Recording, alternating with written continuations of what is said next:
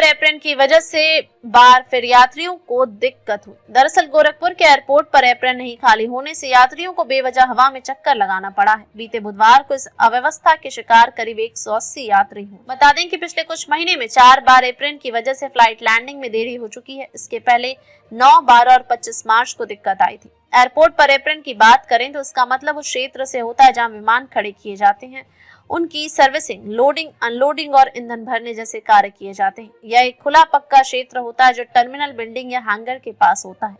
यह विमानों के लिए पार्किंग क्षेत्र की तरह काम करता है। यहाँ ग्राउंड हैंडलिंग उपकरण जैसे बैगेज कॉट, ईंधन ट्रक और सीढ़ियां मौजूद होती हैं। गोरखपुर एयरपोर्ट का एप्रन वर्तमान में सीमित आकार का है, जो मुख्य रूप से एक बोइंग 737 जैसे विमान को समायोजित कर सकता है। यह एक घरेलू एयरपोर्ट होने के साथ साथ भारतीय वायुसेना का बेस भी है, इसलिए एप्रन का उपयोग सैन्य और नागरिक दोनों तरह के विमानों के लिए होता है। एयरपोर्ट की बढ़ती मांग को देखते हुए एप्रन और टर्मिनल के विस्तार की योजनाएं हैं। टर्मिनल विस्तार का काम शुरू हो चुका है, जिससे भविष्य में एप्रन की क्षमता भी बढ़ सकती है। इस समस्या के समाधान के लिए कुशीनगर एयरपोर्ट को एक्टिव करने की मांग भी जोर पकड़ ली है। आपको बता दें कि कुशीनगर एयरपोर्ट पर आईएलएस यानी इंस्ट्रूमेंट लोडिंग, लैंडिंग सिस्टम और डीवीओआर यानी Doppler very omni range system के इंस्टॉल किया गया है। मई के पहले सप्ताह से इसे चालू कर दिया जाएगा। इससे यहाँ किसी भी समय आपात स्थिति में भी फ्लाइट लैंड कराई जा सकेगी। वर्तमान में गोरखपुर एयरपोर्ट पर दिक्कत होने पर विमानों को वाराणसी या लखनऊ एयरपोर्ट पर डाइवर्ट करना पड़ता है। इससे समय अधिक लगता है। यात्रियों को गोरखपुर तक जाने में आने में काफी दिक्कतों का भी सामना करना पड़ता है। हाल ही में गोरखपुर एयरपोर्ट पर तकनीकी दिक्कत आ जाने से यहाँ लैंड होने वाली एक फ्लाइट को वाराणसी एयरपोर्ट के लिए डाइवर्ट करना पड़ा था, लेकिन अब कुशीनगर इंटरनेशनल एयरपोर्ट पर डीवीओआर सिस्टम इंस्टॉल हो गया है। अब कुशीनगर का अपना एयर रूट होगा और उड़ रहे विमान में बैठे पायलट कुशीनगर एयरपोर्ट को सीधे देख सकेंगे। जरूरत पड़ने पर यहाँ बातचीत भी कर सकेंगे। इंस्ट्रूमेंट लैंडिंग सिस्टम का सिविल वर्क भी पूरा हो चुका है। इसके कमीशन होने के बाद दिन हो या रात, कोहरा हो या बरसात, आसानी से विमान आ जा सकेंगे। बता दें कि कुशीनगर एयरपोर्ट से पहले स्पाइस जेट की दिल्ली के लिए एक उड़ान प्रतिदिन जाती थी, लेकिन 5 नवंबर 2023 से यह उड़ान सेवा बंद कर दी गई। हालांकि कुशीनगर एयरपोर्ट से करीब 8 माह से हवाई सेवा बंद होने से मायूस यात्रियों के लिए अब एक अच्छी खबर है। कुशीनगर हवाई अड्डे को 4 बड़े शहरों से जोड़ने का प्रयास किया जा रहा है। इन शहरों में हवाई सेवा शुरू करने के लिए जेटविंग्स विमानन कंपनी को काम मिला है।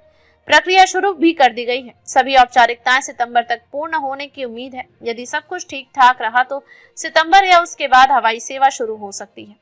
जेटविंग्स ने अप्रैल 2025 से कुशीनगर एयरपोर्ट से 3 शहरों के लिए उड़ान सेवा शुरू करने का ऐलान किया है।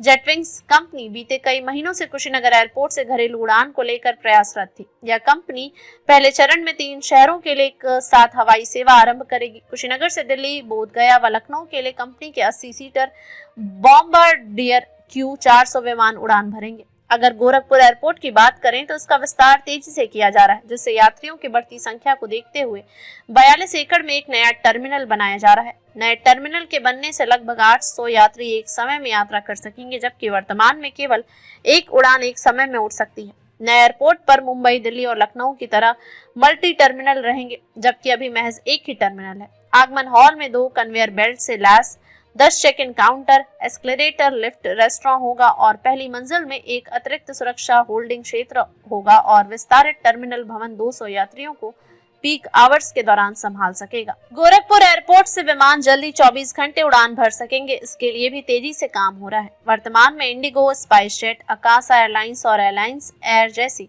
एयरलाइंस गोरखपुर हवाई अड्डे से सीमित समय में उड़ानें संचालित कर रही हैं। वहीं गोरखपुर एयरपोर्ट से शंख एयर 15 मई से अपनी सेवाएं शुरू करने जा रही है।